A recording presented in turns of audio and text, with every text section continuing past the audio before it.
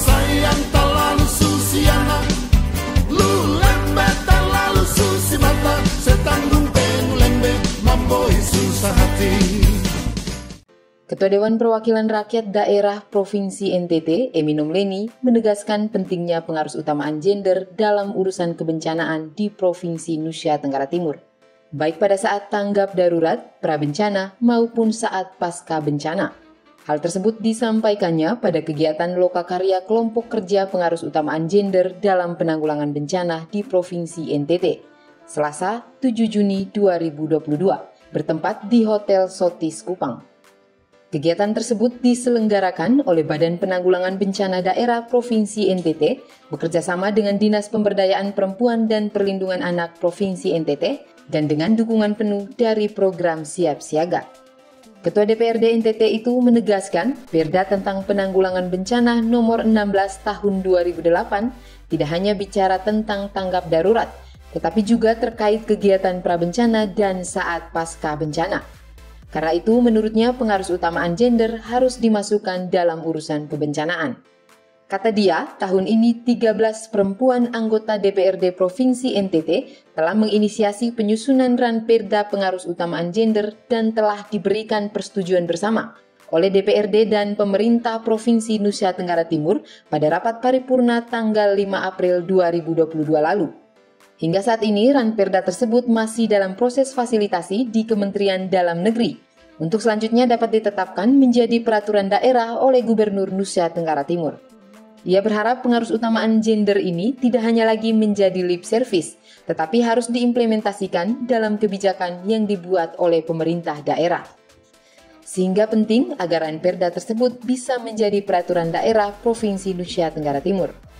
Ketua DPRD NTT ini juga menyinggung terkait pentingnya penganggaran untuk urusan pengarusutamaan gender. Menurutnya, setiap OPD harus menganggarkan sekian persen untuk urusan pengarusutamaan gender pada RPJMD masing-masing. Dengan peraturan daerah tentu dia akan lebih kuat lagi dari peraturan gubernur. Jadi kita berupaya untuk ada peraturan daerah ini untuk bisa diimplementasi dalam setiap OPD. Ini kepentingannya RPJMD, Bapak Ibu. Jadi kalau kita omong sekarang ini, kalau dia terputus-putus itu tidak akan nyambung juga. Jadi itu nanti kita buat program pun juga program yang tiba-tiba muncul saja. Tetapi kalau memang regulasi ini sudah ada, dia tentu akan juga menjadi panduan atau pemandu ketika penyusunan RPJMD oleh kepala daerah. Itu menjadi catatan penting kita.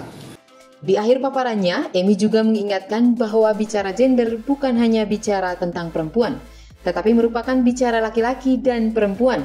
Karena itu, kalau perempuan bicara tentang pengarusutamaan gender, maka Emi berharap banyak laki-laki juga yang akan membicarakan pengarusutamaan gender tersebut. Sementara itu, Kepala Pelaksana BPBD Provinsi NTT, Ambrosius Kodo juga menjelaskan, kebijakan penanggulangan bencana terbaru di tingkat Provinsi NTT adalah Peraturan Gubernur Nusa Tenggara Timur Nomor 92 Tahun 2021 tentang pelaksanaan penyelenggaraan penanggulangan bencana di Provinsi Nusa Tenggara Timur.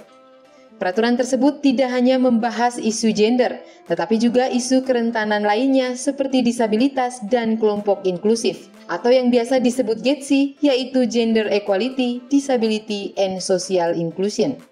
Menurutnya, kelompok rentan yang terdiri dari bayi, balita, anak-anak, ibu hamil, ibu menyusui, penyandang disabilitas, dan lansia merupakan kelompok dengan risiko paling tinggi terhadap bencana, karena berada dalam situasi serta kondisi yang kurang berkemampuan dalam mempersiapkan diri menghadapi risiko bencana.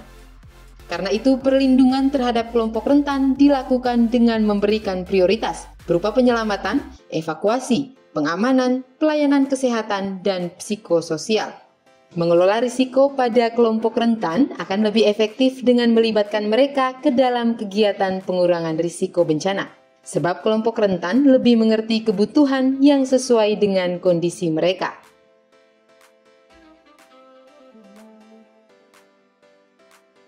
happy sekali karena saya dapat pengalaman baru, pengetahuan baru di sini, dan hari ini saya merasa bangga bahwa kita tidak berjuang sendiri ya, kita tidak berjuang sendiri untuk isu disabilitas, tetapi sudah ada lembaga-lembaga yang berjuang untuk penyandang disabilitas.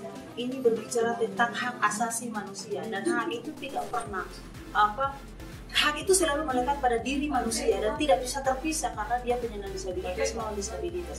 Hak itu selalu ada.